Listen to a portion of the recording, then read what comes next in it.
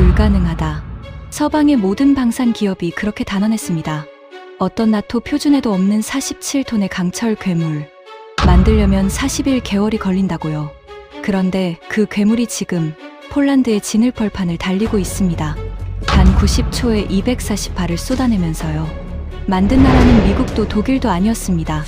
표준이나 베낀다고 비웃던 변방의 나라였습니다. 발칵 뒤집힌 나토는 표준 최고 책임자를 폴란드로 보냈습니다. 그 무기를 막기 위해서요. 하지만 그가 마주한 진실은 세계의 질서를 송두리째 뒤흔드는 것이었습니다. 지금부터 그 충격적인 전말을 공개합니다. 시작하기 전 구독과 좋아요, 그리고 대한민국 파이팅 댓글로 한국을 응원해주세요. 브뤼셀의 하늘은 그날따라 유난히 무거웠습니다. 나토 본부 지하 회의실에는 19개의 의자가 둥근 테이블을 둘러싸고 있었고 그 위로 차가운 형광등 불빛이 내려앉았습니다. 식어버린 커피 냄새와 오래된 종이 냄새가 공기 속에 뒤섞여 있었어요. 표준위원들의 얼굴은 하나같이 굳어 있었습니다. 그날 우리가 다룰 안건은 단 하나뿐이었습니다. 정면의 거대한 스크린에 영상 하나가 재생되기 시작했습니다. 눈으로 뒤덮인 폴란드 동부의 벌판이었습니다. 그 진창 위로 47톤짜리 강철 괴물이 미끄러지듯 전진하고 있었죠. 바퀴가 아니라 궤도가 진흙을 지식이며 단 한 치의 흔들림도 없이 앞으로 나아갔습니다. 그리고 다음 순간 차체 위에서 무언가가 일제히 불을 뿜었습니다. 단 90초였습니다. 그 짧은 시간 동안 무려 240발의 지뢰가 하늘로 솟구쳐 8km 밖까지 포물선을 그리며 쏟아졌습니다. 마치 강철에 비가 내리는 것 같았어요. 회의실 안에 무거운 정적이 흘렀습니다. 누군가 마른 침을 삼키는 소리가 유난히 크게 들렸습니다. 운영 요원이 영상을 처음으로 되감았고 우리는 그 장면을 다시 한번 지켜봐야 했습니다. 두 번째로 봐도 믿기지 않기는 마찬가지였습니다. 진짜 문제는 그 무기가 무엇이냐가 아니었습니다. 그 무기가 우리가 가진 그 어떤 표준 규격에도 존재하지 않는다는 것이 문제였습니다. 자주포의 차체 위에 지뢰 살포 체계를 통째로 얹은 물건. 세계 어느 교범에도 없고 어느 나라도 감히 시도해 본 적 없는 조합이었습니다. 불과 얼마 전까지만 해도 서방의 모든 방산 기업이 입을 모아 말했던 것이 바로 이거였습니다. 불가능하다. 굳이 만들려면 최소 41달이 걸린다. 그런데 그 영상 속 괴물은 지금 이 순간 폴란드의 눈밭 위를 멀쩡히 달리고 있었습니다. 제 옆자리에 독일 측 위원이 안경을 고쳤으며 화면을 노려보았습니다. 이건 합성 아닙니까? 이런 게 실물로 굴러다닐 리가 없습니다. 그가 낮게 중얼거렸습니다. 하지만 그 목소리에는 확신이 없었습니다. 프랑스 측 위원은 펜을 쥔 손가락이 하얗게 변할 정도로 힘을 주고 있었죠. 합성이면 차라리 다행이지요. 그녀가 말했습니다. 문제는 이게 진짜라는 겁니다. 폴란드 시험장에서 우리 쪽 무관이 직접 확인한 영상이에요. 영국 측 위원이 헛기침을 했습니다. 그의 얼굴은 평소의 여유를 완전히 잃은 채였습니다. 19명의 눈빛에는 똑같은 질문이 담겨 있었습니다. 저게 대체 어떻게 가능하지? 우리가 수십 년에 걸쳐 다듬어 온 규격, 동맹 전체가 따르는 그 표준 어디에도 저런 물건은 없는데 우리가 안 된다고 못 박은 것을 누군가 보란듯이 만들어 버렸다. 생각해 보십시오. 지난 수십 년 동안 세계의 무기 표준은 곧 서방의 표준이었습니다. 미국이, 유럽이 기준을 정하면 나머지 나라들은 그 기준을 받아 적었습니다. 그것이 질서였습니다. 그런데 그날 그 질서에 처음으로 금이 갔습니다. 그것도 우리가 표준이나 베끼는 변방이라 여겨온 나라의 손에 의해서요. 하지만 진짜 충격은 그 영상이 아니었습니다. 진짜 충격은 저 괴물을 만들어낸 나라가 어디냐는 것이었습니다. 미국도 독일도 아니었습니다. 우리가 그동안 표준이나 베껴서 가격만 깎는 조립국 정도로 여겨온 나라, 바로 대한민국이었습니다. 그 순간 제 등줄기를 타고 서늘한 무언가가 지나갔습니다.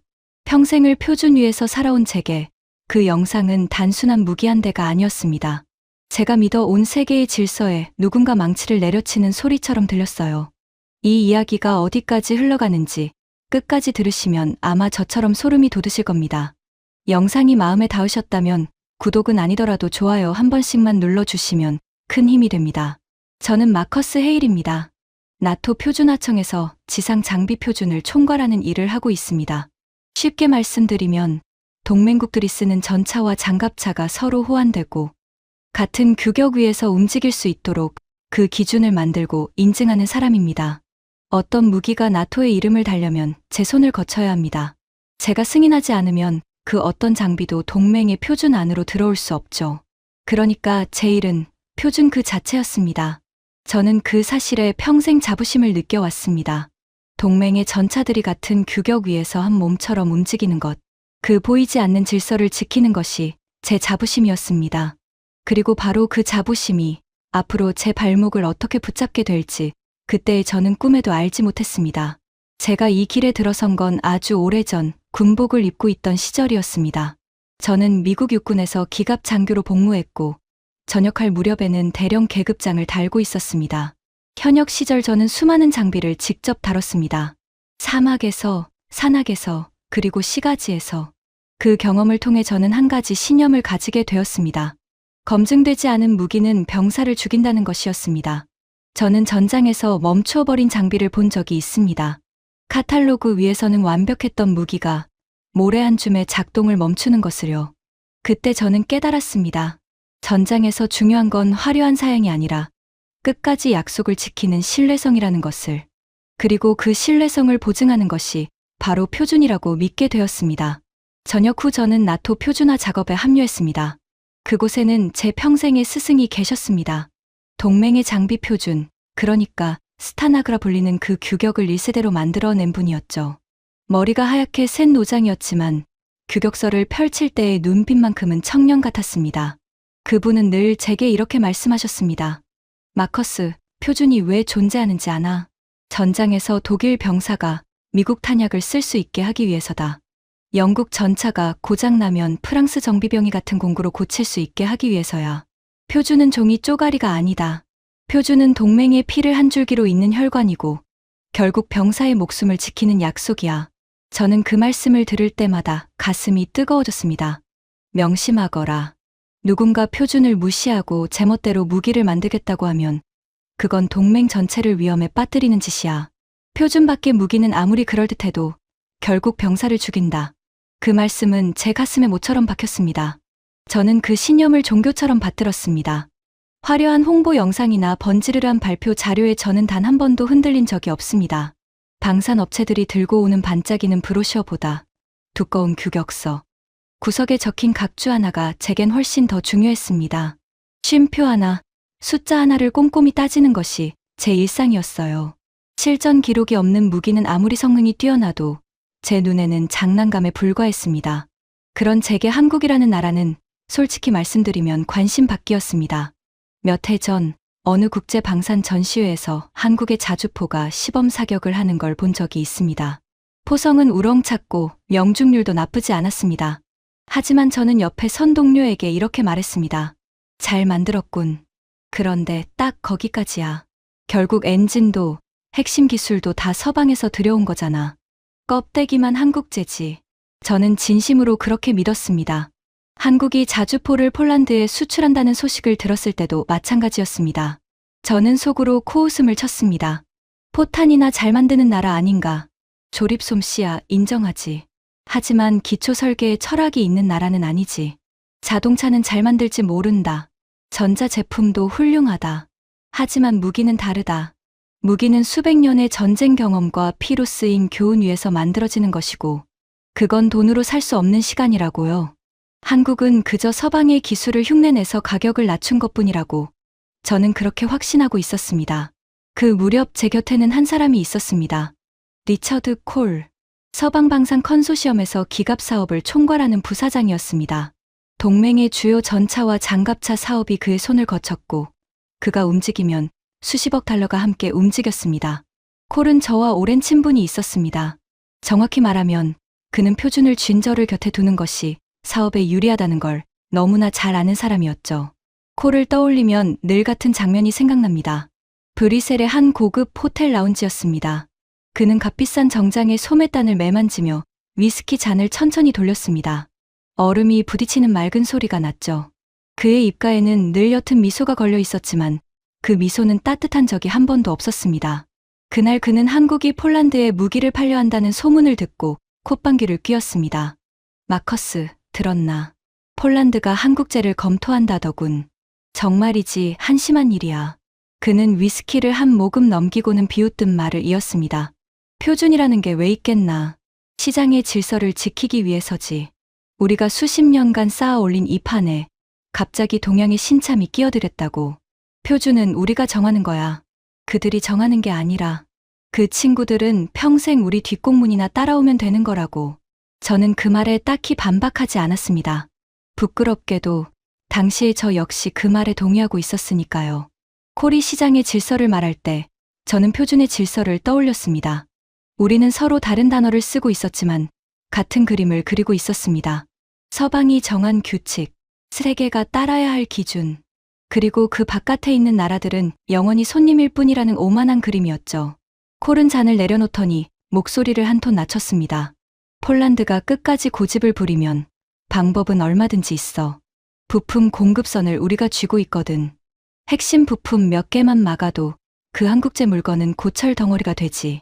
동맹이라는 게 좋은 거야. 누가 누구한테 의존하는지 똑똑히 알게 해줄 수 있으니까. 그 말에 저는 잠깐 멈칫했습니다. 그건 좀 지나친 말 아니냐고 묻고 싶었지만 입 밖으로 내지는 않았습니다. 폴란드 병사들이 진흙탕에서 곤란을 겪는다던데 그건 어쩌고. 제가 조심스레 말하자 콜은 어깨를 으쓱했습니다. 그건 그들 사정이지. 나는 자선 사업가가 아니야, 마커스. 사업가지. 점유율을 잃느니 차라리 계약 하나를 늦추는 게 낫다고. 그 정도는 자네도 알잖아. 그제야 저는 어렴풋이 느꼈습니다. 콜이 지키려던 것은 표준이 아니라 그의 시장이었고 그의 이윤이었다는 사실을요. 그에게 병사의 목숨이니 동맹의 안전이니 하는 말은 그저 계약서를 장식하는 미사여구에 불과했습니다. 하지만 저는 그 불편함을 애써 외면했습니다. 표준을 지키는 일과 콜의 사업이 같은 방향을 가리키는 한 저는 그와 한 배를 탄 셈이었으니까요. 그 선택이 나중에 얼마나 끔찍한 결과를 낳는지 저는 너무 늦게 알게 되었습니다. 콜이 자리에서 일어서며 제 어깨를 가볍게 두드렸습니다. 폴란드거는 자네가 좀 정리해주게. 표준 적합성 평가라는 게 있지 않나. 한국제가 우리 규격에 안 맞는다는 걸 자네 입으로 확인해주면 되는 거야. 어렵지 않잖아. 저는 고개를 끄덕였습니다. 그때 저는 그것이 정당한 일이라고 믿었습니다. 표준에 맞지 않는 무기를 걸러내는 것, 그게 제 일이었으니까요. 하지만 콜이 원한 것은 공정한 평가가 아니었습니다. 그는 이미 정해진 결론을 향해 제 권위를 빌리고 싶었던 것뿐이었습니다. 그리고 저는 그 사실을 알면서도 모른 척했습니다. 폴란드로 향하는 비행기 안에서 저는 서류 한 묶음을 펼쳤습니다. 폴란드 동부 국경의 지형 자료였습니다. 라스푸티차. 그곳 사람들이 지늘개 계절을 부르는 말이었습니다. 봄과 가을이면 눈이 녹고 비가 내려 땅 전체가 끝없는 늪으로 변하는 시기였습니다. 1년에 5달이나 그 진창이 이어진다고 했습니다. 자료를 넘기던 저는 한 통계 앞에서 잠시 멈췄습니다. 기존에 바퀴 달린 살포 차량들이 그 진창에서 임무에 실패하는 비율이 무려 73%에 달했습니다. 10번 중 7번을 지늘게 빠져 멈춰선다는 뜻이었죠. 저는 창밖의 구름을 바라보며 생각했습니다. 그래도 답은 정해져 있다. 검증되지 않은 한국제보다는 느리더라도 검증된 서방제를 쓰는 게 맞다. 그것이 표준의 결론이었고 저는 그 결론을 들고 폴란드에 도착했습니다. 바르샤바에 도착한 저를 맞이한 사람은 안제이 코알치크 준장이었습니다. 동부전선 기갑여단을 이끄는 사람이었습니다. 그의 손은 거칠었고 악수하는 힘은 단단했습니다. 사무실에만 앉아있는 사람이 아니라는 걸 한눈에 알 수 있었어요. 하지만 그의 눈에는 깊은 피로와 불안이 함께 깔려 있었습니다. 그는 저를 자신의 집무실로 안내했습니다. 벽에는 동부 국경의 거대한 지도가 걸려 있었고 책상 위에는 젊은 병사들의 사진이 놓여 있었습니다. 사진 속 청년들은 환하게 웃고 있었습니다.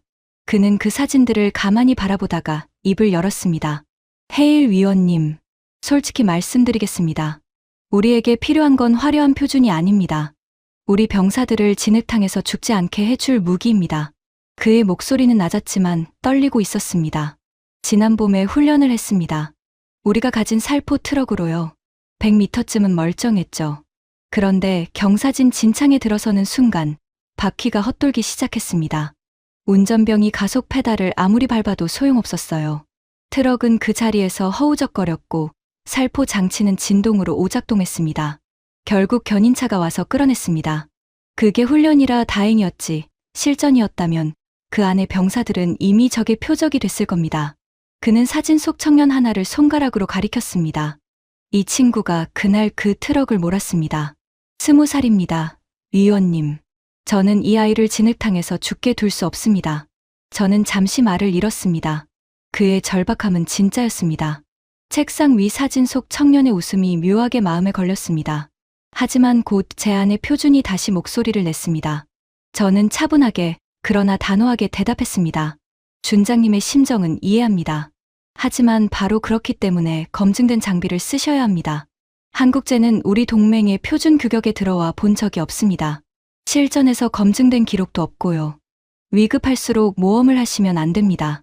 코왈치크의 표정이 일그러졌습니다. 41달입니다. 위원님. 서방이 우리에게 제시한 납기가 41달이에요. 거의 4년입니다. 그동안 전쟁이 터지면 어쩌란 말입니까? 우리 지형에 맞게 설계를 바꿔달라고 했더니 돌아온 대답은 한결같았습니다. 너희 전술을 우리 제품에 맞추라고요. 그게 합리적이라고요. 그의 목소리가 점점 높아졌습니다. 합리적이라니. 진흙탕에서 우리 병사들이 죽어가는 게 그들에게는 합리적인 모양입니다. 우리는 그저 줄 서서 기다리는 고객일 뿐이었어요. 동맹이라는 말이 이렇게 공허할 줄은 몰랐습니다. 저는 입을 다물 수밖에 없었습니다. 그의 말에는 분명 가시가 있었습니다. 그리고 그 가시는 제가 곁에 두고 지냈던 콜과 그의 동료들을 정확히 겨누고 있었어요. 41달. 너희 전술을 우리 제품에 맞춰라. 부품 공급선은 우리가 쥐고 있지. 콜이 라운지에서 했던 말들이 머릿속을 스쳐 지나갔습니다. 하지만 그 순간에도 저는 인정하고 싶지 않았습니다. 표준은 옳다. 표준 밖의 것은 위험하다. 그 믿음을 내려놓는다는 건 제 평생을 부정하는 일이었으니까요. 그때 집무실 문이 열리고 한 무리의 사람들이 들어왔습니다. 한국에서 온 한화 에어로스페이스의 기술진이었습니다. 그 선두에 선 사람이 제게 손을 내밀었습니다. 한지훈입니다. 한화 에어로스페이스 특수체계 수석연구원입니다. 만나 뵙게 되어 영광입니다. 위원님. 그의 영어는 군더더기가 없었고 눈빛은 묘하게 차분했습니다. 호기심도 긴장도 아니었습니다. 자신이 무엇을 들고 왔는지 정확히 아는 사람의 눈빛이었어요. 악수하는 그의 손바닥에는 굳은 살이 박여 있었습니다. 책상 앞에만 앉아 있던 사람의 손이 아니었습니다. 그 옆에는 서지원이라는 책임연구원이 서 있었습니다. 그녀는 두꺼운 자료철을 가슴에 안고 있었습니다. 저는 일부러 사무적으로 조금은 차갑게 대했습니다. 그를 깎아내릴 작정이었거든요. 콜이 원한 결론은 정해져 있었고 저는 그 결론을 향해 움직일 생각이었습니다. 한 수석, 솔직하게 말씀드리죠. 저는 표준 적합성을 평가하러 왔습니다. 그리고 미리 말씀드리지만 귀사가 제안한 그 물건은 우리가 가진 어떤 규격에도 들어맞지 않습니다. 자주포 차체의 질의 살포 체계를 얻는다고요. 그건 공학이 아니라 상상입니다. 저는 일부러 까다로운 질문을 쏟아냈습니다. 무게 중심은 어떻게 잡습니까?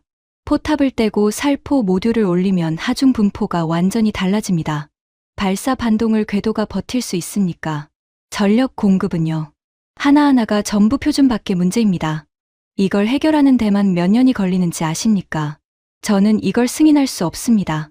보통의 업체라면 여기서 말을 돌렸을 겁니다. 추가 검토가 필요하다. 일정을 다시 잡겠다. 그런 식으로요. 그러면 저는 그 머뭇거림을 빌미로 평가서를 쓸 작정이었습니다. 그런데 한지우는 당황하지 않았습니다. 오히려 옅게 미소를 지으며 고개를 끄덕였습니다. 좋은 질문입니다. 전부 예상하고 있었습니다. 그가 서지원에게 가볍게 손짓하자 그녀가 태블릿 하나를 꺼내 제 앞에 내려놓았습니다. 화면에는 제가 방금 던진 질문들에 대한 답이 이미 정리되어 있었습니다. 무게 중심 문제는 포탑이 빠진 자리에 8개의 독립 모듈을 분산 배치해 해결했습니다. 한쪽으로 쏠리지 않도록 하중을 균등하게 나눈 거죠. 발사 반동은 강화된 현과 장치가 흡수합니다. 이미 모의 시험으로 차체가 전복되지 않는다는 걸 확인했고요. 서지원이 화면을 한번 넘겼습니다. 전력은 기존 파워팩의 여유 출력으로 충분합니다. 엔진을 설계할 때부터 22%의 여유를 두었거든요. 별도의 발전기를 달 필요가 없습니다. 그것도 그냥 주장이 아니었습니다. 수치와 그래프로 빼곡히 뒷받침된 자료였습니다. 화면을 넘기자 제가 미처 묻지도 않은 항목들까지 정리되어 있었습니다. 냉각 효율, 탄약 적재량, 승무원 보호구역까지요. 저는 순간 말문이 막혔습니다. 등 뒤에서 작은 소름이 돋는 게 느껴졌습니다. 제 손에 쥐어진 펜이 어색하게 멈췄습니다. 저는 평가관이었습니다. 평가받는 쪽이 이렇게 먼저 답을 들고 나오는 경우는 제 평생 처음이었습니다. 마치 시험지를 들고 들어갔더니 학생이 이미 정답을 모두 적어 놓고 기다리고 있는 것 같았어요. 한지훈이 차분하게 말을 이었습니다. 위원님께서 이건 표준에 없다고 하셨죠? 맞습니다. 저희가 만든 건 기존 표준 안에 없습니다. 하지만 한 가지 여쭙고 싶습니다. 표준에 없다는 것이 틀렸다는 뜻입니까? 아니면 아직 표준이 따라오지 못했다는 뜻입니까? 그 한마디가 회의실 공기를 바꿔놓았습니다. 저는 아무 대답도 하지 못했습니다. 무어라 반박하려고 입을 열었지만 머릿속이 하얘져 적당한 말이 떠오르지 않았습니다. 평생 표준이 곧 정답이라 믿어온 제게 표준이 따라오지 못한 것일 수도 있다는 그 말은 한 번도 해본 적 없는 생각이었습니다. 코왈치크 준장이 묘한 눈빛으로 저와 한지훈을 번갈아 바라보았습니다. 창밖에는 잿빛 구름이 낮게 깔려 있었고 멀리서 차가운 빗방울이 유리창을 두드리기 시작했습니다. 저는 애써 표정을 가다듬으며 자리에서 일어났습니다. 검토해 보겠습니다. 자료는 두고 가시죠. 그렇게 말하고 집무실을 나섰지만 제 발걸음은 평소처럼 단단하지 않았습니다. 복도를 걸으며 저는 속으로 되뇌었습니다. 우연일 거다. 잘 준비된 발표일 뿐이다. 실제 제작은 전혀 다른 문제다. 컴퓨터 화면 속에서 아무리 완벽해도 진짜 강철을 깎고 용접하는 일은 차원이 다르니까. 하지만 가슴 한구석에서 아주 작은 균열 하나가 소리 없이 생기고 있었습니다. 그때까지만 해도 저는 그것이 균열인 줄도 몰랐습니다. 그저 평소답지 않게 마음이 어수선하다고만 여겼죠. 이튿날 아침, 저는 코왈츠크 준장에게 한 가지를 요청했습니다. 현장을 직접 보고 싶다고요. 평소에 저라면 하지 않았을 일이었습니다. 서류와 규격서만 보고도 판단을 내리는 게 제 방식이었으니까요. 하지만 그날만큼은 어쩐지 그 진흙을 제 두 발로 밟아봐야만 할 것 같았습니다. 준장은 의외라는 표정을 지었지만 곧 저를 동부 국경의 한 훈련장으로 데려갔습니다. 차창 밖으로 끝없는 평원이 흘러갔습니다. 멀리 잿빛 숲이 보였고 하늘은 여전히 낮고 무거웠습니다. 차에서 내리는 순간 저는 발이 푹 꺼지는 것을 느꼈습니다. 군화가 단번에 발목까지 진흙에 잠겼습니다. 한 걸음 내디딜 때마다 끈적한 흙이 발을 붙잡고 놓아주지 않았어요. 차가운 습기가 바짓단을 타고 스멀스멀 올라왔고 발끝의 감각이 서서히 무뎌졌습니다. 코끝으로는 젖은 흙과 썩은 풀의 비릿한 냄새가 끼쳐왔습니다. 여기가 봄 가을이면 이렇게 됩니다. 위원님. 준장이 발밑을 가리키며 말했습니다. 지도 위에서는 그냥 평지로 보이죠. 하지만 직접 들어와 보면 이게 얼마나 사람을 잡아먹는 땅인지 알게 됩니다. 그가 손짓하자 저편에서 살포 트럭 한 대가 시동을 걸었습니다. 묵직한 엔진음이 벌판을 울렸습니다. 트럭은 처음 얼마간은 잘 나아갔습니다. 하지만 완만한 비탈에 들어서는 순간 바퀴가 헛돌기 시작했습니다. 진흙이 사방으로 튀어올랐습니다. 운전병이 가속 페달을 밟을 때마다 엔진은 비명을 질렀지만 트럭은 제자리에서 점점 더 깊이 가라앉을 뿐이었습니다. 바퀴가 절반쯤 진흙에 잠기자 트럭은 완전히 멈춰섰습니다. 저는 그 광경을 말없이 바라보았습니다. 운전석에서 내린 젊은 병사의 얼굴이 보였습니다. 흙투성이가 된 그의 표정에는 당혹과 무력감이 뒤섞여 있었습니다. 만약 지금이 실전이었다면 적의 드론은 이미 저 트럭에 좌표를 찍었을 겁니다. 저 병사는 지뢰 한 발 깔아보지도 못한 채 쏟아지는 포탄 아래 노출됐겠죠. 73%. 서류 위에서는 그저 차가운 숫자였습니다. 그런데 제 군화가 진흙에 잠긴 채 그 장면을 직접 지켜보니 그 숫자가 갑자기 살아 움직이는 것처럼 느껴졌습니다. 등골이 서늘해졌습니다. 저는 평생 표준이 병사를 지킨다고 믿어왔습니다. 그런데 이 진창 위에서는 그 표준에 맞게 만들어진 트럭이 오히려 병사를 위험에 빠뜨리고 있었습니다. 물론 그렇다고 한국제가 옳다는 뜻은 아니었습니다. 저는 그렇게 애써 선을 그었습니다. 폴란드의 문제가 진짜라는 것과 한국이 그 문제를 풀었다는 것은 전혀 다른 이야기였으니까요. 견인차가 와서 트럭을 끌어내는 동안 저는 진흙에 잠긴 제 군화를 내려다보았습니다. 그 차가운 감각이 좀처럼 가시지 않았습니다. 그날 밤 호텔 방으로 돌아온 저는 콜에게서 온 메시지를 확인했습니다. 평가는 잘 진행되고 있나? 짧은 한 줄이었습니다. 저는 답장을 쓰려다 멈췄습니다. 화면 위에서 손가락이 한참을 머뭇거렸습니다. 한국제가 표준에 맞지 않는다는 평가서. 콜이 원하는 그 한 줄을 쓰는 건 어렵지 않은 일이었습니다. 그런데 어쩐 일인지 손가락이 움직이지 않았습니다. 결국 저는 휴대폰을 내려놓고 한지훈이 두고 간 자료를 다시 펼쳤습니다. 책상 위 스탠드 불빛 아래에서 종이 넘기는 소리만 방 안을 채웠습니다. 읽으면 읽을수록 이상했습니다. 그것은 허풍이 아니었습니다. 빈틈을 찾으려 할수록 오히려 더 단단해 보였습니다. 저는 창밖의 어둠을 오래 바라보았습니다. 코왈치크의 책상 위에서 웃고 있던 20살 병사의 얼굴이 자꾸만 떠올랐습니다. 그리고 그때는 미처 몰랐습니다. 그 자료의 첫 장을 넘긴 순간부터 제가 평생 쌓아온 표준이라는 성벽이 무너지는 긴 여정이 이미 시작되었다는 것을요. 평가를 시작하기로 한 날, 저는 어느 때보다 단단히 마음을 먹었습니다. 한국제의 허점을 찾아내겠다. 그것이 제 임무였고 콜이 원하는 결론이기도 했습니다. 저는 이 분야에서 잔뼈가 굵은 사람입니다. 아무리 잘 포장된 무기라도 규격서를 한 줄 한 줄 뜯어보면 결국 약점이 드러나게 마련이었죠. 저는 그 약점을 찾아 평가서에 적기만 하면 됐습니다. 비행기에서 내릴 때만 해도 저는 이 평가가 길어야 며칠이면 끝날 거라 생각했습니다. 한국제가 우리 규격과 얼마나 동떨어져 있는지 몇 가지만 짚으면 부적합 판정의 근거는 충분할 테니까요. 콜에게는 이미 마음의 답을 보낸 셈이었습니다. 저는 그저 그 답에 도장을 찍으러 가는 길이라 여겼습니다. 폴란드의 한군 기술연구소 회의실. 한지훈과 서지원이 두꺼운 설계 자료를 펼쳐 놓았습니다. 저는 가벼운 목례만 건네고 자리에 앉았습니다. 굳이 친절할 이유가 없었으니까요. 저는 일부러 차갑게 운을 뗐습니다. 한수석, 시간 낭비하지 맙시다. 저는 귀사의 물건이 우리 표준에 맞지 않는다는 걸 확인하러 왔습니다. 화려한 발표는 접어두시고 사실만 봅시다. 보통의 업체 사람이라면 이런 말에 표정이 굳거나 변명을 늘어놓기 마련입니다. 그런데 한지훈은 오히려 옅게 미소를 지었습니다. 좋습니다. 위원님. 저희도 화려한 발표는 좋아하지 않습니다. 사실만 보시죠. 그게 저희에게도 가장 유리하니까요. 그 여유로운 대답에 저는 살짝 김이 빠졌습니다. 무언가 단단히 준비된 사람의 태도였습니다. 저는 안경을 고쳐 쓰고 첫 장부터 매섭게 파고들었습니다. 펜으로 의심스러운 부분에 표시를 해가며 한 항목씩 따져 물었습니다. 이 살포 모듈 배치 방식, 어디서 가져온 겁니까? 미국의 어떤 체계를 참고했죠. 저는 당연히 서방의 어떤 장비를 베꼈을 거라고 생각했습니다. 그게 한국이 늘 해오던 방식이라 믿었으니까요. 그런데 한지훈의 대답은 예상 밖이었습니다. 참고한 게 없습니다. 위원님. 기존 체계 어디에도 이런 배치가 없거든요. 저희가 폴란드의 진을 지형 조건에서 처음부터 새로 설계했습니다. 저는 펜을 멈췄습니다. 새로 설계했다고요? 그게 무슨 뜻입니까? 서지원이 화면 하나를 띄웠습니다. 거기에는 기존 서방 장비의 구조와 바오밥의 구조가 나란히 비교되어 있었습니다. 서방의 것은 하나의 거대한 발사 장치를 차체 위에 통째로 얹은 방식이었습니다.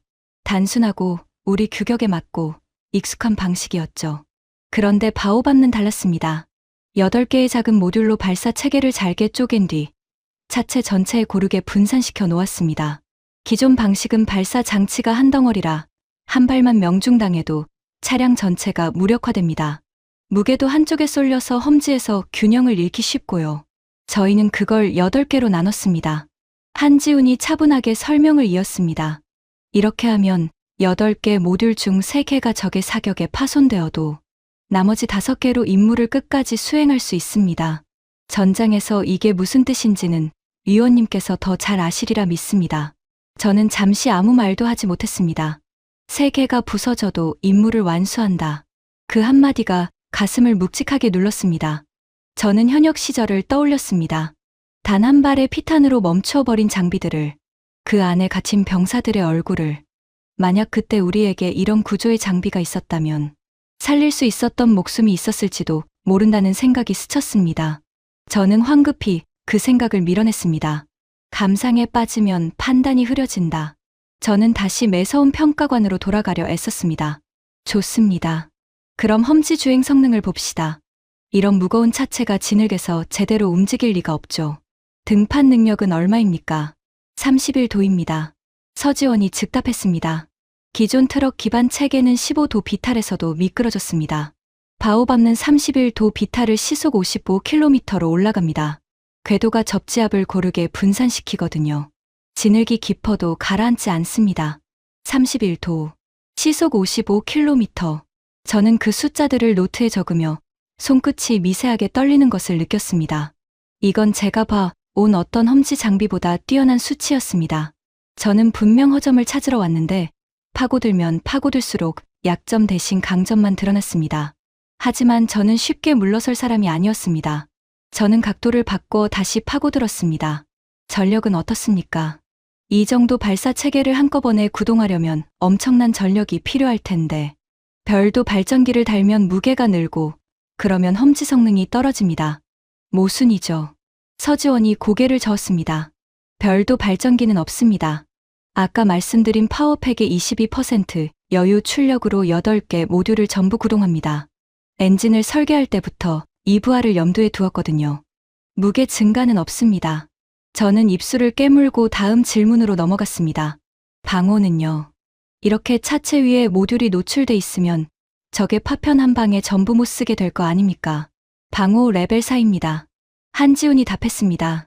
적의 소화기 사격과 포탄 파편을 견디도록 설계했습니다. 그리고 아까 말씀드렸듯 모듈 몇 개가 파손돼도 나머지로 임무를 완수합니다. 한 방에 전부 못 쓰게 되는 구조 자체가 아닙니다. 전자전은 적이 재밍을 걸면 그 정밀 유도가 다 무용지물이 될 텐데 3km 범위의 재밍에 대응하는 항재밍 체계를 탑재했습니다. 적이 전파 교란을 시도해도 유도 정확도를 유지합니다. 저는 질문을 멈췄습니다. 어느 각도로 찔러도 그들에게는 이미 답이 준비되어 있었습니다. 마치 제가 무엇을 물을지 미리 알고 있는 사람들 같았어요. 저는 마지막 카드를 꺼냈습니다. 제가 가장 자신 있는 영역, 바로 호환성이었습니다. 좋습니다. 성능은 인정하죠. 하지만 이건 동맹의 표준 규격과 호환되지 않습니다. 탄약 규격도, 통신 방식도 우리 것과 다르면 전장에서 다른 나라 부대와 손발을 맞출 수가 없어요. 그게 표준의 핵심입니다. 호환되지 않는 무기는 아무리 강해도 동맹 안에서는 짐이 될 뿐입니다. 저는 이번엔 제대로 한 방 먹였다고 생각했습니다. 그런데 한지우는 침착했습니다. 맞는 말씀입니다, 위원님. 그래서 저희는 처음부터 동맹 체계와의 연동을 염두에 두고 설계했습니다. 핵심 연결부는 기존 나토 규격과 맞물리도록 맞췄습니다. 다만 그 외의 부분에서는 오히려 더 나은 방식을 제안드릴 수 있습니다. 저희는 표준을 어기자는 게 아닙니다. 표준이 한 걸음 더 나아가도록 돕겠다는 겁니다. 저는 말문이 막혔습니다. 호환성마저 그들은 이미 고려하고 있었던 겁니다. 제가 평생 휘둘러 온 그 무기가 이 사람들 앞에서는 통하지 않았습니다. 그러니까 위원님, 한지훈이 저를 똑바로 바라보며 말했습니다. 이게 표준에 없는 건 맞습니다. 하지만 그건 저희 설계가 잘못됐기 때문이 아닙니다. 표준이 만들어질 당시에는 아무도 이런 지형을 위한 무기를 상상하지 못했기 때문입니다. 표준은 과거의 전쟁을 기준으로 만들어졌으니까요. 저희는 지금, 그리고 앞으로의 전쟁을 보고 있습니다. 저는 반박할 말을 찾지 못했습니다. 머릿속에서는 어떻게든 흠집을 내고 싶은데 입에서는 아무 말도 나오지 않았습니다. 회의실의 공기가 답답하게 느껴졌습니다. 이마에 식은땀이 살짝 배어났습니다. 그날 밤, 저는 또다시 잠을 이루지 못했습니다. 호텔 책상 위에 바오밥의 설계 자료를 펼쳐놓고 새벽까지 들여다봤습니다. 흠을 찾으려는 마음 반, 정말 흠이 없는지 확인하려는 마음 반이었습니다. 종이를 넘길수록 한 가지 질문이 머릿속을 떠나지 않았습니다. 왜 더 잘 돌지? 표준 밖의 물건인데 왜 우리 표준 안의 것보다 더 잘 돌아가는 거지? 그 질문에 대한 답을 저는 아직 인정할 수 없었습니다. 하지만 그 질문이 떠올랐다는 것 자체가 제 안에서 무언가가 바뀌기 시작했다는 신호였습니다. 새벽녘, 휴대폰이 울렸습니다. 콜이었습니다. 이런 시각에 전화를 걸어올 만큼 그도 초조하다는 뜻이었죠. 마커스, 평가는 슬슬 결론을 내야 하지 않나. 한국제가 표준에 안 맞는다는 거 어렵지 않잖아. 저는 잠시 망설이다 대답했습니다. 아직 검토 중일세, 리처드. 생각보다 꼼꼼하게 만들어졌어. 시간이 좀 더 필요해. 수화기 너머로 짧은 침묵이 흘렀습니다. 꼼꼼하게라. 자네답지 않게 왜 그러나. 우리가 합의한 결론이 있잖아. 너무 깊이 들여다보지 말게. 가끔은 안 보는 게 약일 때도 있는 법이야. 전화를 끊고 저는 멍하니 휴대폰을 내려다봤습니다. 너무 깊이 들여다보지 말라. 그 말이 묘하게 가슴에 걸렸습니다. 평가관에게 깊이 보지 말라니. 그건 콜이 무언가를 두려워하고 있다는 뜻이기도 했습니다. 저는 다시 자료로 눈을 돌렸습니다. 이상하게도 콜이 보지 말라고 할수록 더 보고 싶어졌습니다. 창밖이 희뿌옇게 밝아올 때까지 저는 그 자료에서 눈을 떼지 못했습니다. 다음 날 저는 결심했습니다. 전공법으로는 이 물건을 막을 수 없다면 표준이라는 무기를 쓰겠다고요. 부끄러운 일이지만 그게 당시 제 솔직한 속내였습니다. 콜이 원하는 결론을 내려면 한국팀이 도저히 충족할 수 없는 검증 기준을 들이밀면 됐습니다. 그러면 그들이 기준 미달로 탈락하고 저는 떳떳하게 부적합 판정을 내릴 수 있었죠. 저는 회의실에 들어서자마자 두꺼운 검증 요구서를 테이블 위에 내려놓았습니다. 한수석, 표준 인증을 받으려면 이 모든 항목을 충족하셔야 합니다. 저는 일부러 가장 까다로운 항목들을 골라 추가했습니다. 평소라면 몇 년에 걸쳐 단계적으로 진행할 시험들을 한꺼번에 요구한 겁니다. 극한 저온 작동 시험, 전자전 환경에서의 재밍 대응 시험, 연속 사격 후 모듈 내구도 시험. 게다가 살포거리를 기존 계획보다 더 늘리고 장갑 방호 수준도 한 단계 높이라고 못 박았습니다. 이걸 전부 충족하는 데이터를 제가 만족할 수준으로 가져오십시오. 그러기 전에는 단 한 줄도 승인할 수 없습니다. 저는 속으로 생각했습니다. 이건 사실상 불가능에 가깝다. 서방 업체라도 이걸 전부 다시 검증하려면 1년은 좋게 걸린다. 한국팀은 분명 여기서 무릎을 꿇겠지. 일정을 달라고 사정하거나 일부 항목은 포기하겠다고 할 거다. 그런데 한지우는 잠시 요구서를 훑어보더니 고개를 끄덕였습니다. 알겠습니다. 내일 다시 뵙겠습니다. 저는 제 귀를 의심했습니다. 내일이요. 한수석, 지금 이걸 하룻밤 사이에 검토하겠다는 겁니까? 이건 설계를 상당 부분 다시 손봐야 하는 수준입니다. 적어도 몇 주는 걸려야 정상이에요. 한지우는 옅게 웃었습니다. 위원님께서 주신 숙제는 저희가 풀어오겠습니다. 내일 아침에 답을 가지고 오죠. 저는 그가 허세를 부리는 거라고 확신했습니다. 내일 아침이 되면 핑계를 대며 시간을 더 달라고 하겠지. 그럼 저는 그 머뭇거림을 또 하나의 감점 사유로 삼으면 됐습니다. 그날 밤, 묘한 호기심에 저는 연구소 별관 쪽으로 발걸음을 옮겼습니다. 한국팀이 작업하는 곳이었습니다. 늦은 시각이라 당연히 불이 꺼져 있을 줄 알았습니다. 그런데 창문 너머로 환한 불빛이 새어나오고 있었습니다. 시간이 자정을 넘기고 새벽으로 향하는데도 그 불빛은 꺼지지 않았어요. 저는 한참 동안 그 창문을 올려다봤습니다. 차가운 밤 공기 속에서 안쪽에 분주한 그림자들이 어른거렸습니다. 설마 정말로 밤을 새우는 건가? 저는 알 수 없는 기분에 휩싸인 채 호텔로 돌아왔습니다. 다음 날 아침, 저는 충격을 받았습니다. 한국팀은 정말로 답을 가지고 왔습니다. 그것도 제가 요구한 모든 항목을 충족한 데이터를요. 태블릿 화면에는 수정된 설계와 새로운 시험 결과가 빼곡히 정리되어 있었습니다. 살포 거리는 늘어났고 장갑 방호는 강화됐으며 제가 까다롭게 추가한 시험 항목들에 대한 분석까지 모두 들어 있었습니다. 어떻게 이게 가능합니까? 저는 거의 따지듯이 물었습니다. 하룻밤 사이에 이 정도 수정과 검증을. 말이 안 됩니다. 서지원이 차분하게 설명했습니다. 한국 본사 설계팀과 실시간으로 협업했습니다. 한국과 폴란드는 시차가 7시간이거든요. 저희가 여기서 잠들 시간에 본사는 한창 일할 시간입니다. 그래서 저희가 낮에 위원님 요구 사항을 정리해 보내면 본사 140명의 설계팀이 밤새 작업해서 새벽에 결과를 넘겨줍니다. 그걸 저희가 받아서 다듬고 다시 본사로 넘기고요. 그러니까 이게 24시간 동안 멈추지 않는 설계입니다. 이번 거는 양쪽을 합쳐 52시간 만에 마무리했습니다. 저는 할 말을 잃었습니다. 24시간 릴레이 설계, 7시간의 시차를 그들은 약점이 아니라 무기로 쓰고 있었습니다. 저는 평생 서방 업체들과 일해왔습니다. 그들은 늘 시차를 핑계로 일정을 늦췄습니다. 본사 확인이 필요하다. 담당자가 자리에 없다. 다음 주에 답을 주겠다. 그런데 한국은 그 똑같은 시차를 가지고 작업 속도를 2배로 끌어올렸습니다. 저는 문득 전날 밤에 본 그 창문의 불빛을 떠올렸습니다. 자정을 넘기고 새벽으로 향하던 그 시각, 꺼지지 않던 불빛. 그건 허세가 아니었습니다. 폴란드 별관에서 밤을 새우는 그들과 한국 본사에서 동시에 작업하는 140명의 설계팀, 그리고 그 사이를 잇는 60명 남짓한 연동 인력. 그들은 지구 반대편에서 마치 한 사무실에 앉아 있는 것처럼 끊김없이 도면을 주고받고 있었습니다. 저는 평생 표준을 만들어 온 사람입니다. 그래서 잘합니다. 우리가 나토에서 표준 규격 하나를 새로 제정하려면 보통 7년이 걸립니다. 각국의 의견을 모으고 위원회를 열고 검토에 검토를 거듭하면서요. 그게 신중함이라고 저는 믿어왔습니다. 그런데 한국은 표준에 아예 존재하지도 않던 새로운 체계를 11달 만에 인증, 직전 단계까지 끌고 왔습니다. 우리가 회의실에서 쉼표 하나를 놓고 1년을 다투는 동안 그들은 강철을 깎고 시험을 돌리고 또 깎고 있었던 겁니다. 게다가 그들은 거기서 멈추지 않았습니다.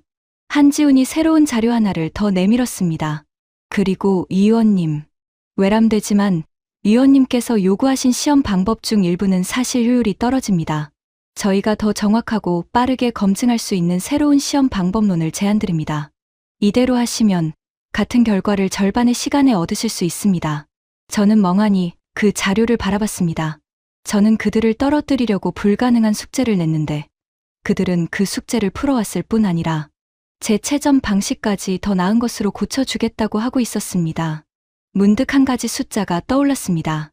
41달.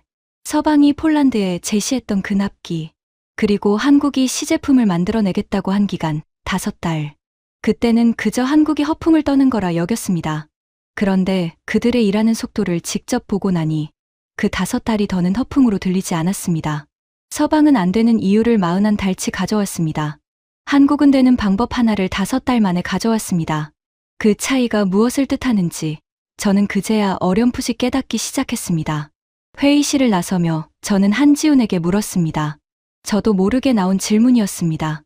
한수석, 당신들은 대체 언제 잡니까? 그는 빙긋 웃으며 대답했습니다. 이 일이 끝나면 자겠습니다. 지금은 잘 때가 아니니까요. 그 대답을 듣는 순간 저는 묘하게 부끄러워졌습니다. 저는 그들을 막으려고 머리를 굴리고 있었는데 그들은 폴란드 병사들을 위해 밤을 새우고 있었던 겁니다. 제 안의 균열이 조금 더 깊어진 순간이었습니다.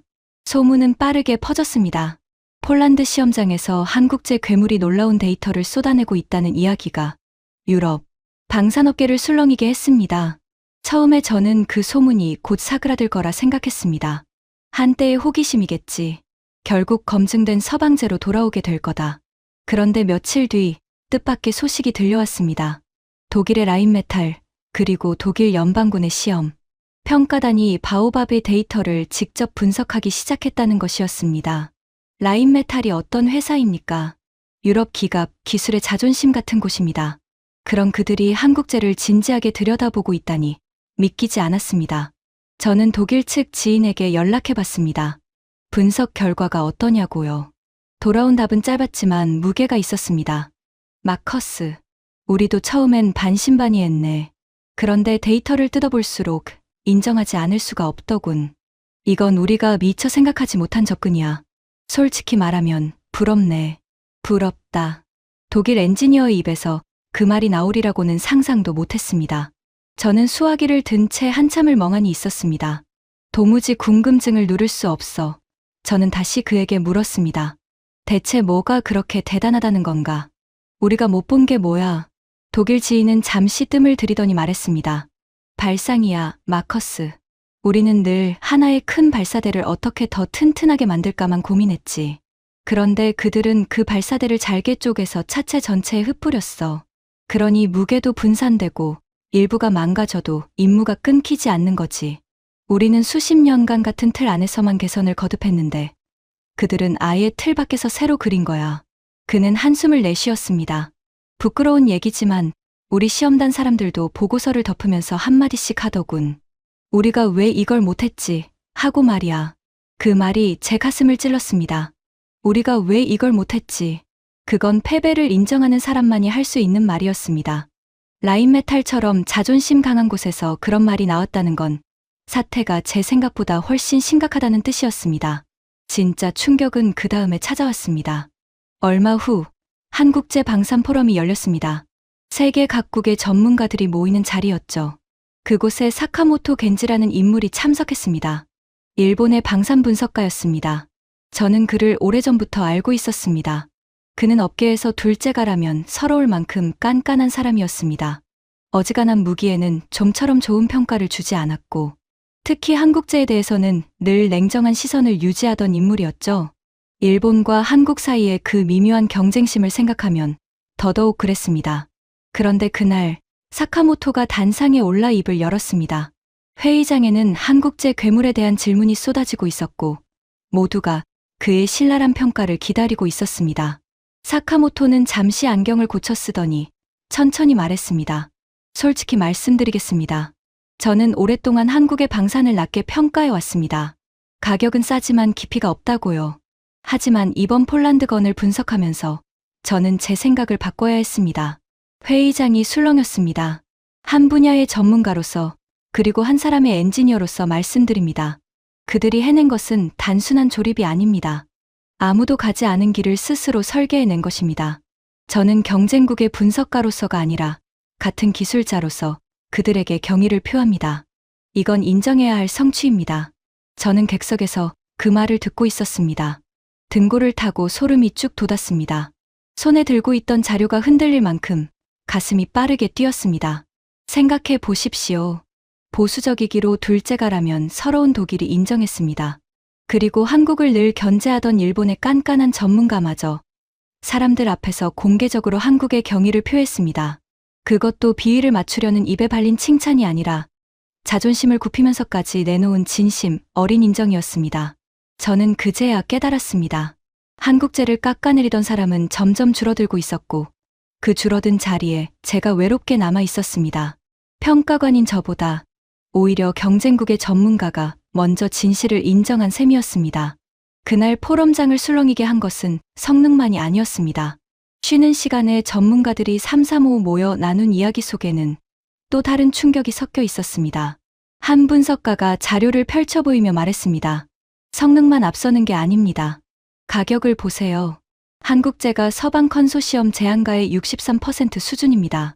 거꾸로 말하면 우리 쪽 견적이 한국의 한 배 반을 넘는다는 뜻이죠. 게다가 지뢰 한 발당 단가도 30%나 쌉니다.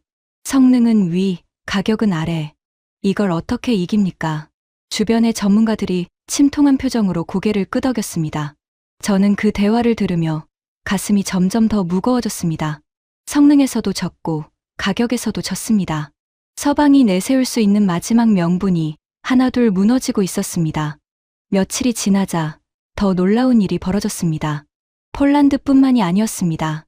발트 국가의 국방 관계자들이 조용히 한국 측에 문의를 넣기 시작했고 북유럽의 한 나라에서도 비슷한 움직임이 포착됐습니다.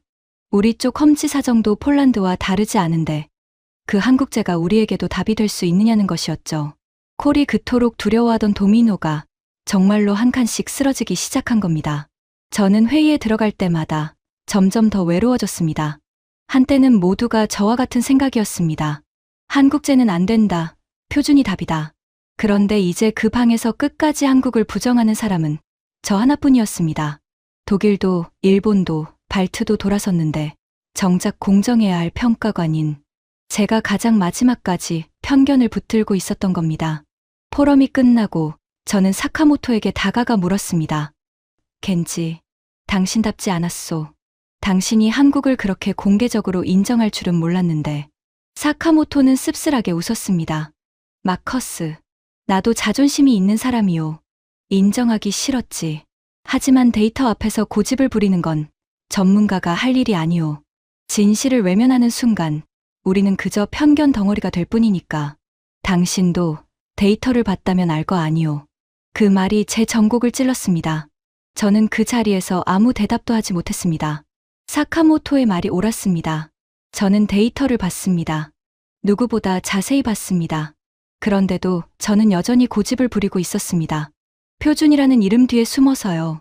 그날 밤, 저는 거울 앞에 서서 제 자신에게 물었습니다. 마커스, 너는 지금 진실을 평가하고 있나? 아니면 편견을 지키고 있나? 좀처럼 답이 나오지 않았습니다. 7점, 표준이 병사를 죽인다. 결국 폴란드 군과 나토는 결단을 내렸습니다. 더 이상 서류 공방으로 시간을 끌 수 없다. 직접 시험해보자. 그렇게 해서 14일간의 긴급 시험 평가가 결정됐습니다. 그것도 가장 혹독한 조건에서요. 봄비가 내려 땅이 완전히 진창으로 변한 라스푸티차가 절정에 달한 동부 국경의 실전 환경이었습니다. 시험 전날 밤, 저는 좀처럼 잠들지 못했습니다. 내일이면 모든 게 결판난다는 생각에 머릿속이 복잡했습니다. 한편으로는 서방제가 이겨주기를 바랐습니다. 그래야 제 평생의 믿음이 지켜질 테니까요. 그런데 다른 한편으로는 진흙 속에서 본 그 73%의 악몽이 떠올랐습니다.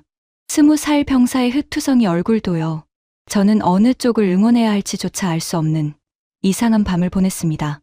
시험 당일, 동부 국경의 벌판에는 이른 아침부터 사람들이 모여들었습니다. 폴란드 군 관계자, 나토 평가단, 그리고 양측 업체의 참관인들.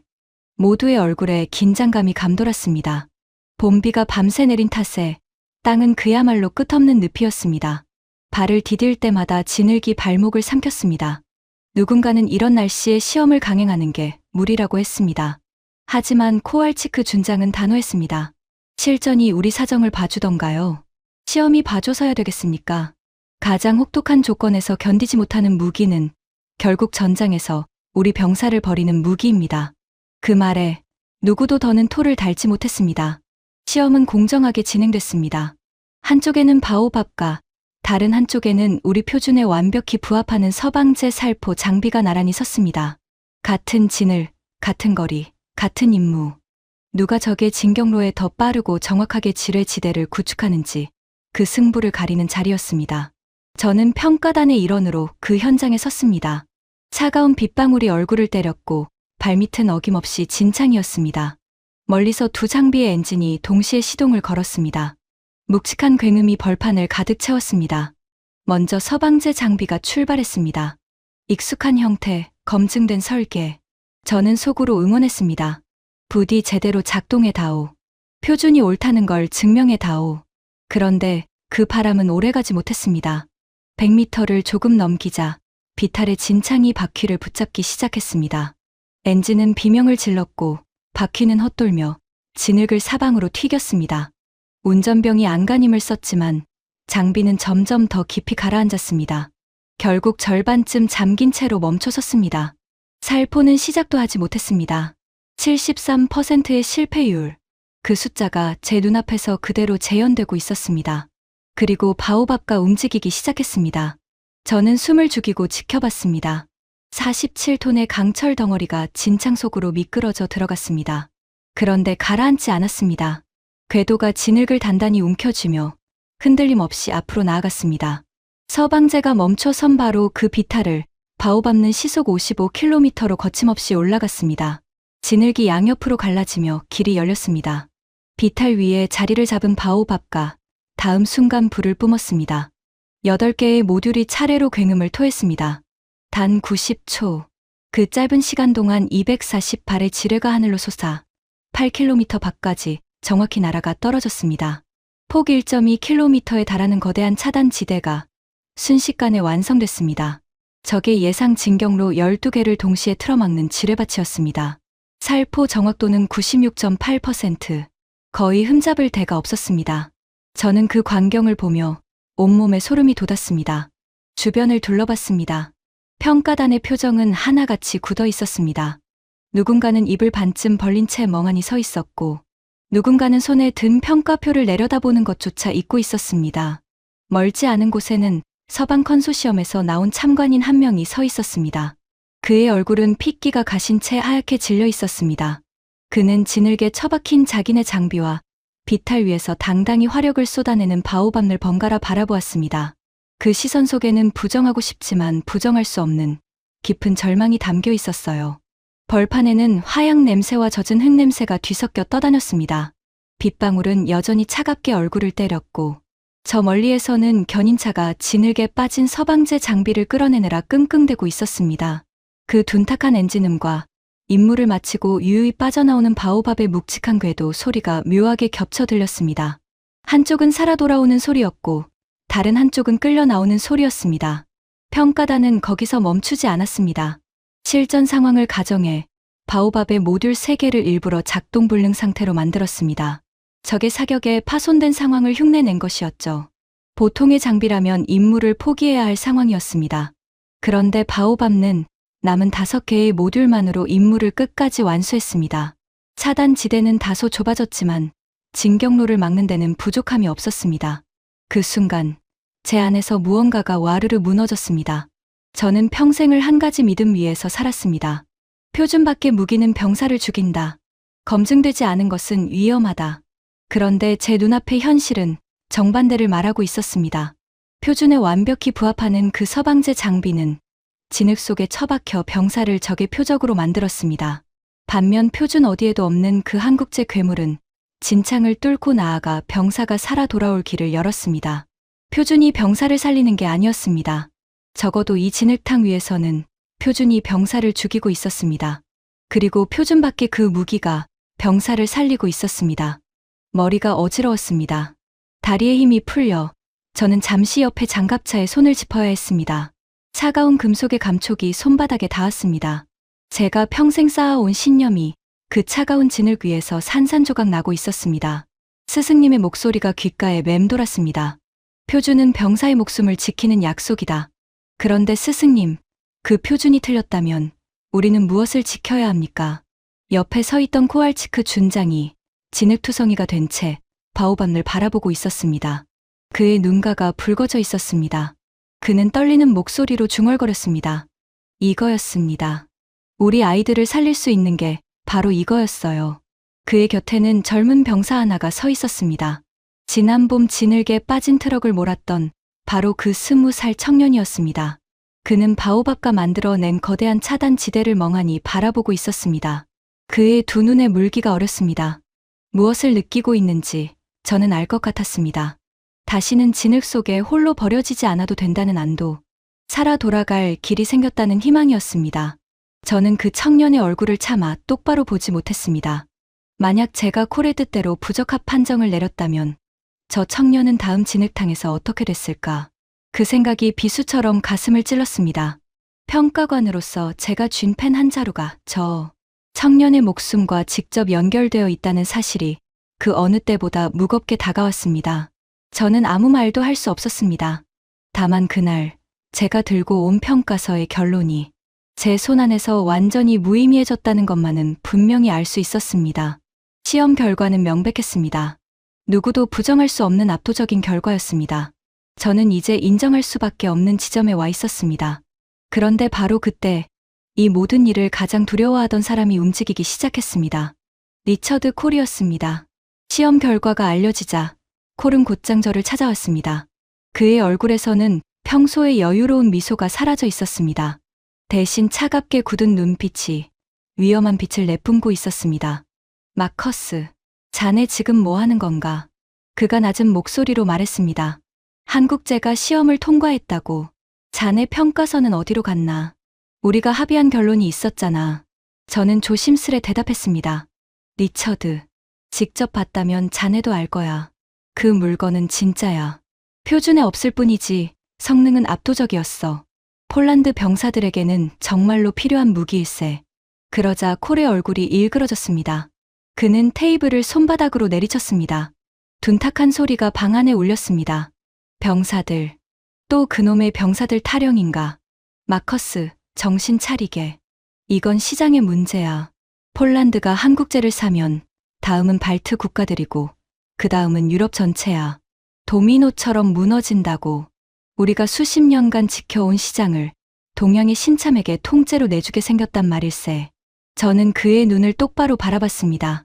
그게 폴란드 병사들의 목숨보다 중요한가? 콜은 코웃음을 쳤습니다. 그리고 제 가슴을 서늘하게 만드는 말을 내뱉었습니다. 솔직히 말할까? 그래, 중요하지. 나한테는 점유율이 더 중요해. 진흙탕에서 폴란드 병사 몇 명이 어떻게 되든 그건 내 알 바 아니야. 나는 사업가일세, 마커스. 자선 사업가가 아니라. 그 말을 듣는 순간 저는 등골이 서늘해졌습니다. 제가 오랫동안 곁에 두었던 사람의 민낯이 비로소 적나라하게 드러나는 순간이었습니다.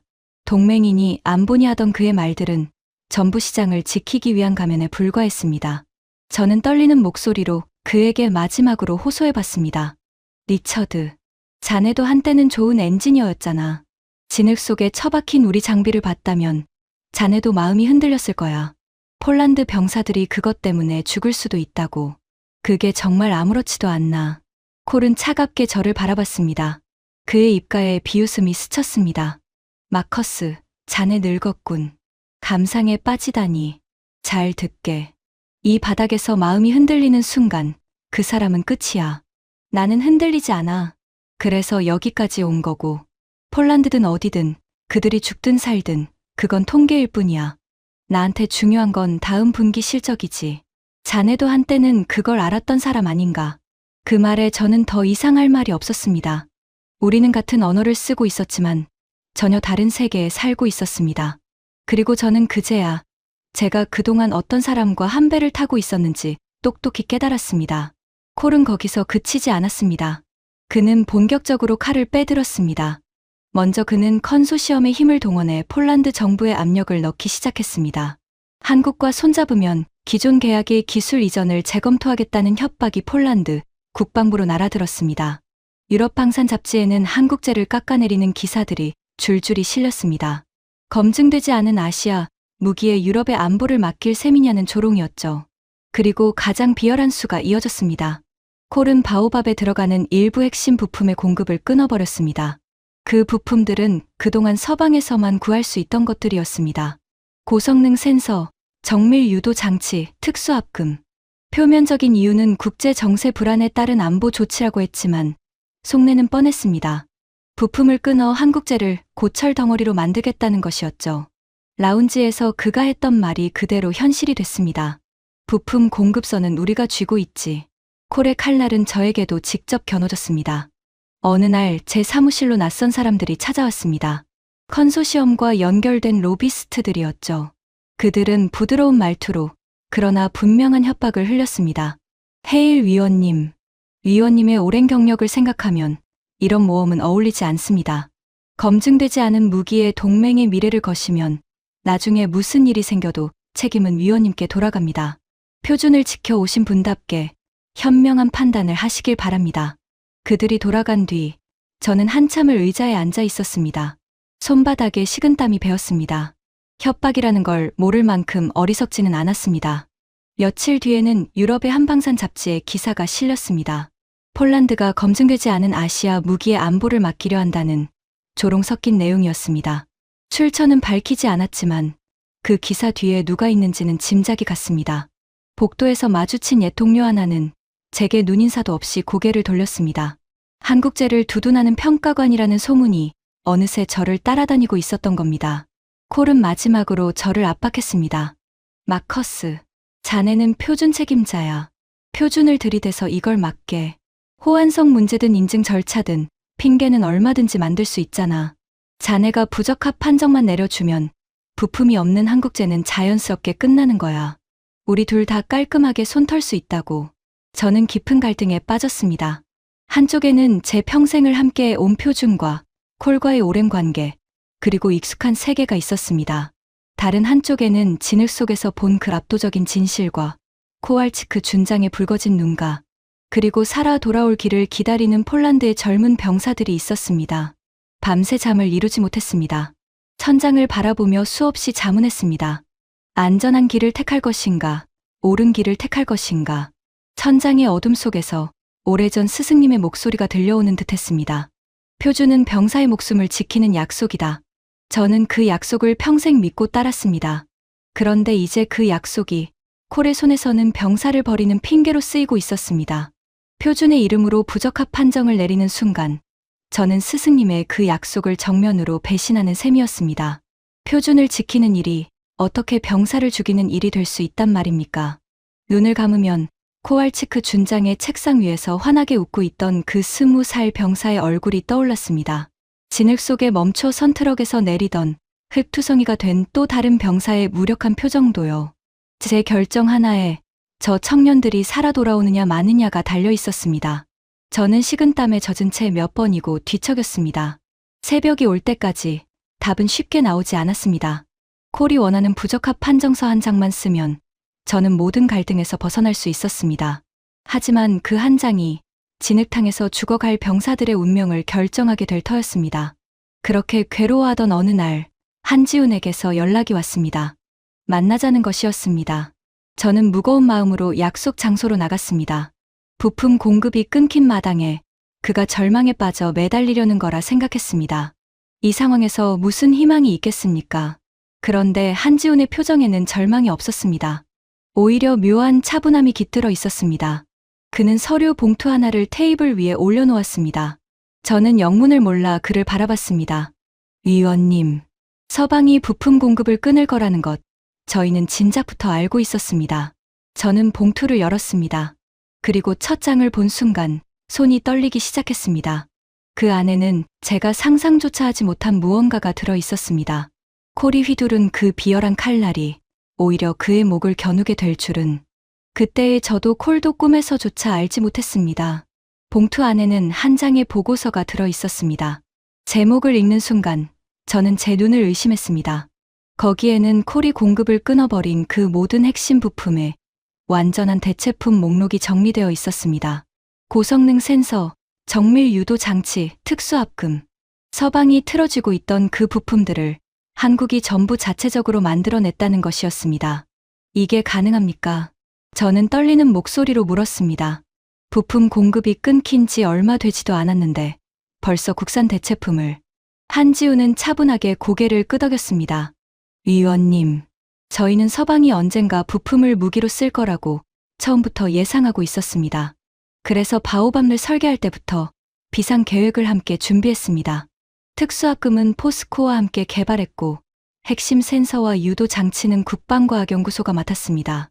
콜이 칼을 빼든 그 순간 저희는 이미 그 칼을 피할 준비가 끝나 있었던 겁니다. 저는 보고서의 다음 장을 넘겼습니다. 그리고 그곳에서 정말로 충격적인 내용을 보게 됐습니다. 국산 대체 부품의 성능 수치였습니다. 그것들은 서방제 부품을 단순히 대체하는 수준이 아니었습니다. 더 뛰어났습니다. 유도 정확도는 더 올라갔고 합금의 방호 성능은 더 강해졌으며 단가는 오히려 더 낮아졌습니다. 저는 한참을 말없이 그 숫자들을 들여다봤습니다. 손끝이 미세하게 떨렸습니다. 콜은 이걸로 당신들을 끝장내려고 했습니다. 그런데 결과는 오히려 저희를 자유롭게 만들었죠. 한지훈이 옅게 웃으며 말했습니다. 이제 바오밥에는 서방 부품이 단 하나도 들어가지 않습니다. 그 누구도 부품으로 저희 목줄을 줄 수 없게 된 겁니다. 그리고 성능은 더 좋아졌고요. 저희 쪽에는 이런 말이 있습니다. 안 되는 이유 100개를 찾는 사람이 있고 되는 방법 1개를 찾는 사람이 있다고요. 콜은 평생 안 되는 이유를 찾는데 익숙한 사람이었습니다. 그래서 그는 저희가 되는 방법을 찾아낼 거라고는 상상도 못했던 겁니다. 저는 믿기지 않아 다시 물었습니다. 하지만 합금을, 센서를, 유도 장치를 그 짧은 시간에 전부 국산화한다는 게 대체 어떻게 그게 가능했습니까? 한 회사의 힘으로는 불가능했을 겁니다. 한지훈이 답했습니다. 포스코의 야금 기술자들이 밤낮 없이 합금 배합을 다시 짰습니다. 국방과학연구소의 연구원들은 몇 주를 연구실에서 먹고 잤고요. 저희 한화 에어로스페이스가 그 모든 걸 하나로 모았습니다. 부품 하나가 막히면 그걸 만들 수 있는 사람들이 나라 곳곳에서 손을 들었습니다. 이건 회사 하나의 싸움이 아니었습니다. 모두가 한마음으로 달려든 나라 전체의 응답이었습니다. 저는 그 말 앞에서 잠시 숨을 골랐습니다. 부품을 끊으면 무너질 거라던 콜의 계산은 한국이라는 나라가 어떻게 움직이는지를 전혀 몰랐기에 나온 오판이었습니다. 그 말이 제 가슴을 깊이 울렸습니다. 콜이 휘두른 비열한 칼날이 오히려 한국을 더 강하게 만들었습니다. 의존을 끊고 성능을 높이고 누구의 눈치도 보지 않는 완전한 독립을 안겨준 셈이었습니다. 그리고 그날 저는 한 가지 결심을 했습니다. 더 이상 제 평생의 믿음 뒤에 숨지 않기로요. 저는 나토 표준화청으로 돌아가 동료 위원들 앞에 섰습니다. 그리고 제가 직접 작성한 보고서를 펼쳤습니다. 그 안에는 부적합 판정이 아니라 정반대의 내용이 담겨 있었습니다. 여러분, 우리는 그동안 한 가지 질문을 거꾸로 해왔습니다. 이 무기가 우리 표준에 맞는가? 하지만 진짜 던져야 할 질문은 이겁니다. 우리 표준이 이 무기를 따라갈 수 있는가? 회의실이 술렁였습니다. 저는 흔들림 없이 말을 이었습니다. 표준은 병사의 목숨을 지키기 위해 존재합니다. 그런데 진흙 속에서 우리 표준에 완벽히 맞는 장비는 병사를 버렸고 표준 밖의 이 무기는 병사를 살렸습니다. 그렇다면 우리가 지켜야 할 것은 낡은 종이 위의 규격입니까? 아니면 병사의 목숨입니까? 제 말이 끝나자 한 위원이 굳은 표정으로 반박했습니다. 해일 위원, 말씀은 알겠습니다. 하지만 표준을 바꾼다는 건 동맹의 근간을 흔드는 일입니다. 수십 년을 지켜온 기준을 무기 하나 때문에 뒤집자는 겁니까? 너무 위험합니다. 저는 그를 똑바로 바라봤습니다. 위험한 건 틀린 기준을 고집하는 겁니다. 저는 그 진흙 위에 직접 서 있었습니다. 우리 표준에 맞는 장비가 병사를 버리는 걸 제 두 눈으로 똑똑히 봤습니다. 우리가 두려워해야 할 건 표준을 바꾸는 게 아니라 바꿔야 할 때 바꾸지 못하는 겁니다. 저는 시험 현장에서 찍은 영상을 틀었습니다. 진흙에 처박힌 서방제 장비와 비탈을 거침없이 오르던 바오밥, 그리고 강철 차체에 손을 얹던 그 20살 병사의 모습을요. 회의실 안의 공기가 무겁게 가라앉았습니다. 조금 전까지 반대하던 위원도 그 영상 앞에서는 더 이상 입을 열지 못했습니다. 긴 침묵이 흘렀습니다.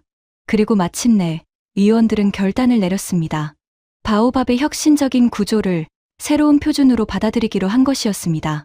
어떤 규격에도 없던 그 무기가 이제 동맹의 새로운 기준이 되는 순간이었습니다. 표준에 없다는 이유로 막으려 했던 그 무기를 다른 누구도 아닌 제가 표준 책임자인 제 손으로 인증했습니다. 인증서에 서명을 하던 그 순간 제 손은 떨리고 있었습니다. 그것은 패배의 떨림이 아니었습니다. 평생을 가둬온 편견에서 마침내 풀려나는 해방의 떨림이었습니다. 한국은 더 이상 표준을 베끼는 나라가 아니었습니다. 한국은 표준을 만드는 나라가 되어 있었습니다. 콜의 최후는 비참했습니다. 그가 벌인 부품 공급 차단과 언론 공작이 하나둘 세상에 드러나기 시작했습니다. 동맹의 안보를 위한다던 명분 뒤에 오직 자기 회사의 점유율만 있었다는 사실이 밝혀졌죠. 컨소시엄의 입찰은 결국 폴란드에서 탈락했고 그가 그토록 지키려던 시장은 그의 손에서 무너져 내렸습니다. 병사의 목숨을 통계로 여기던 사람이 결국 자신의 통계 속에서 사라진 셈이었습니다. 입찰 결과가 발표되던 날, 저는 복도에서 콜과 마주쳤습니다. 그의 얼굴에서는 그 익숙한 여유가 사라진 지 오래였습니다. 그는 저를 노려보며 내뱉었습니다. 마커스, 자네가 날 배신했어. 우리가 함께 지켜온 게 있었잖아. 저는 잠시 그를 바라보다 조용히 대답했습니다. 리처드, 나는 자네를 배신한 게 아니야. 나는 그저 진작했어야 할 일을 한 거야. 자네가 지키려던 건 동맹도 표준도 아니었어.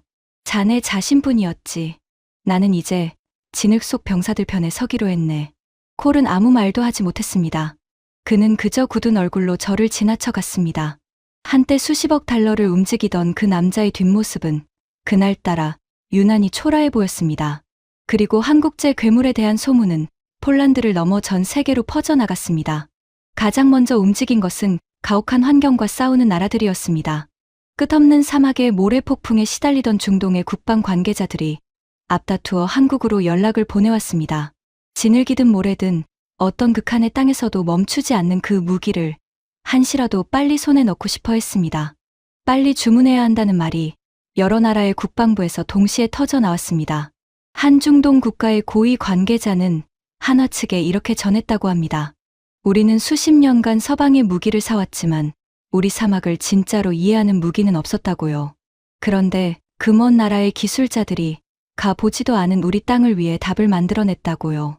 가격을 깎을 생각도 없으니 한 대라도 빨리 보내달라는 것이었습니다. 평생 무기를 팔아온 서방의 거대 기업들이 풀지 못한 숙제를 변방이라 불리던 한국이 풀어낸 셈이었습니다. 얼마 지나지 않아 더 놀라운 숫자가 제 귀에 들어왔습니다. 바오밥의 도입을 검토하던 28개 나라 가운데 무려 17개 나라가 채택 의향을 밝혔다는 것이었습니다. 한때 변방의 조립국이라 불리던 나라가 이제 세계의 절반이 줄을 서는 기준이 되어 있었습니다. 더 놀라운 것은 그토록 한국을 무시하던 서방 기업들의 태도였습니다. 한때 유럽 기갑 기술의 자존심이라 불리던 라인메탈과 독일 연방군 시험단이 이번에는 먼저 한국 측에 연락을 보내왔습니다. 새로운 표준의 설계 사상을 함께 연구하고 싶다는 것이었습니다. 제 독일 지인은 전화로 이렇게 말했습니다. 마커스, 이제 우리가 배울 차례야. 자존심 상하는 일이지만 좋은 건 좋은 거니까. 따라가지 못하면 도태될 뿐이지.